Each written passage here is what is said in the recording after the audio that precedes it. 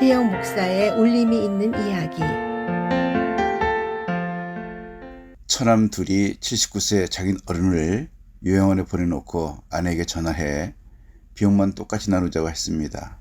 장모님은 48에 돌아가셨습니다. 그 뒤로 자기 어른은 혼자 오래 사셨습니다. 올해 자기 어른은 79이 되셨습니다. 몸도 예전 같지 않았고 혼자 밥 챙겨 드시는 것도 점점 힘들어졌습니다. 6년 전 처남 둘이 자기들끼리 의논하더니 장인 어른을 요양원에 모셨습니다. 그리고 나서야 제 아내에게 전화했습니다. 아버지는 요양원에 모셨어. 비용은 4명이 똑같이 나누면 되겠지? 아내에게는 남동생 둘과 여동생 하나가 있었습니다. 그러니까 내 남매가 똑같이 부담하자는 말이었습니다. 그 전화를 받았을 때 아내는 부엌에서 설거지를 하고 있었습니다. 수화기 나무의 말을 듣는 순간 손에 들고 있던 접시가 바닥에 떨어졌습니다. 쨍그랑. 저는 놀라서 부엌으로 갔습니다. 아내는 아무 말도 하지 않았습니다. 전화를 끊고 깨진 접시를 치우고 남은 그릇까지 끝까지 씻었습니다. 수돗물 소리만 계속 들렸습니다. 저는 뒤에서 아내를 바라봤습니다. 어깨가 작게 떨리고 있었습니다. 손을 잡아주려고 다가갔을 때 아내 손톱 사이에는 세제 거품이 그대로 끼어 있었습니다. 손은 차갑고 조금씩 떨리고 있었습니다. 아내가 겨우 입을 열었습니다.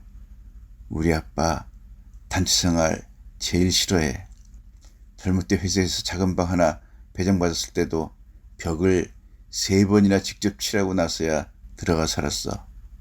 그 목소리가 너무 거칠게 갈라져 있었습니다.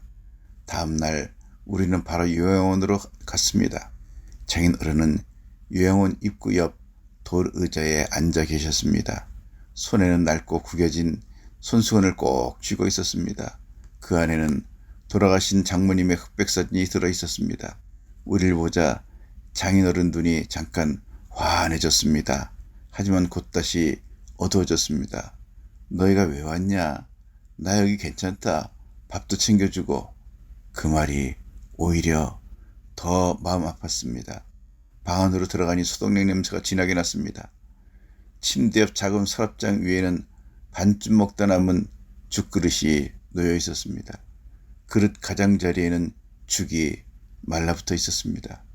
요양보호사가 지나가듯 말했습니다. 어르신이 어제 살짝 넘어지셨어요.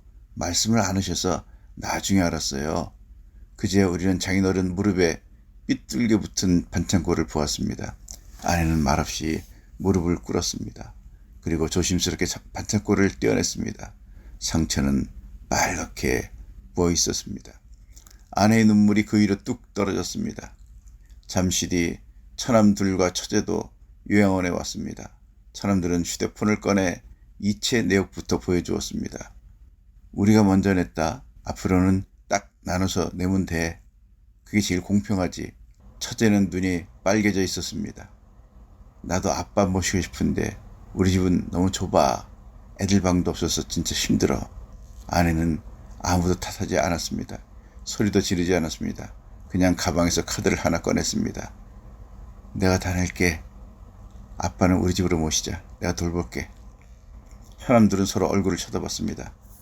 누나 집도 넉넉한 거 아니잖아. 왜 그렇게까지 해? 요양원은 전문가들이 봐주니까 오히려 편해. 우리도 마음 놓이고. 아내는 장인어른 침대 밑에 놓인 작은 상자를 가리켰습니다. 상자 안에는 장인어른이 손수 만든 작은 나무 의자, 대나무 바구니, 손자 손녀들에게 주려고 모아둔 자잘한 물건들이 들어있었습니다. 아내가 낮은 목소리로 말했습니다. 아빠가 원하는 건 편한 시설이 아니야. 집 냄새야. 사람이 옆에 있는 온기야. 그 말에 아무도 쉽게 대답하지 못했습니다.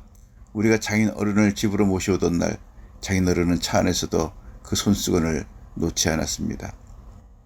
손수건 속 장모님 사진을 몇 번이나 만지작거렸습니다.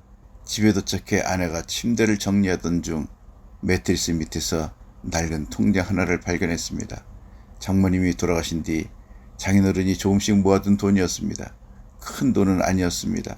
하지만 통장 여백마다 삐뚤삐뚤한 글씨가 적혀 있었습니다. 아이들 줄 것, 손주들 간식값, 딸 생일. 아내는 그 통장을 붙잡고 한참 동안 울었습니다. 그 뒤로 장인어른은 우리 집에서 지내고 계십니다. 아침이면 아내가 출근하기 전에 따뜻한 차를 우려놓습니다. 장인어른은 베란다에 앉아 햇볕을 쬐며 그 차를 천천히 마십니다. 아내가 퇴근하고 돌아오면 장인어른은 꼭 옛날 이야기를 꺼냅니다. 네 엄마가 젊었을 때는 말이다. 너 어릴 때는 밥을 얼마나 안 먹었는지. 아내는 피곤해도 그 이야기를 끝까지 듣습니다. 가끔은 웃고 가끔은 눈시울이 붉어집니다. 어느 날 장인어른이 벽에 걸린 달력을 가리켰습니다. 오늘이 네 엄마 생일이다.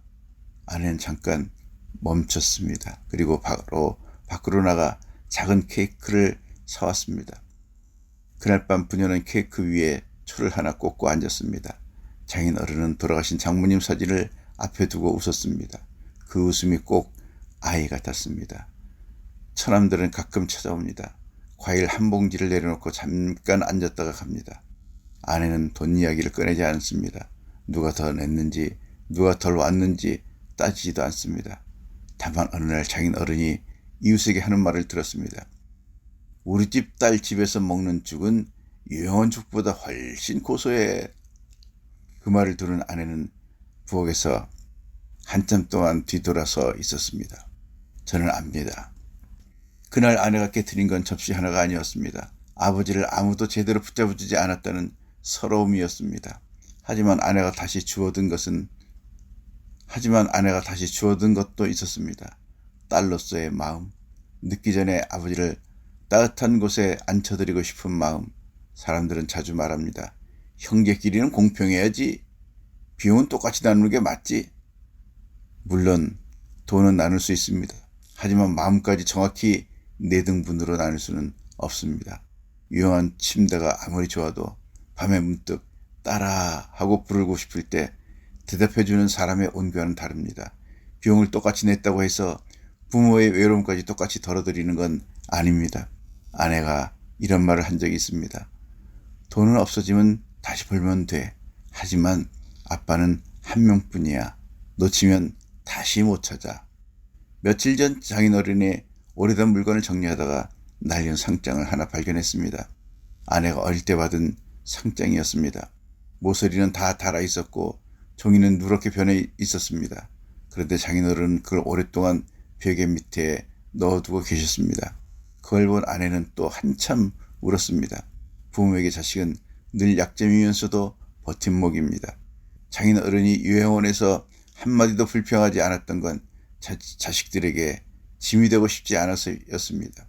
아내가 이를 악물고 아버지를 집으로 모셔온 건 아버지에게 알려주고 싶었기 때문입니다. 아버지도 여전히 누군가에게 소중한 사람이라는 걸, 아버지의 외로움을 기억하는 딸이 아직 있다는 걸. 페이스북에 나온 내용을 가져왔습니다.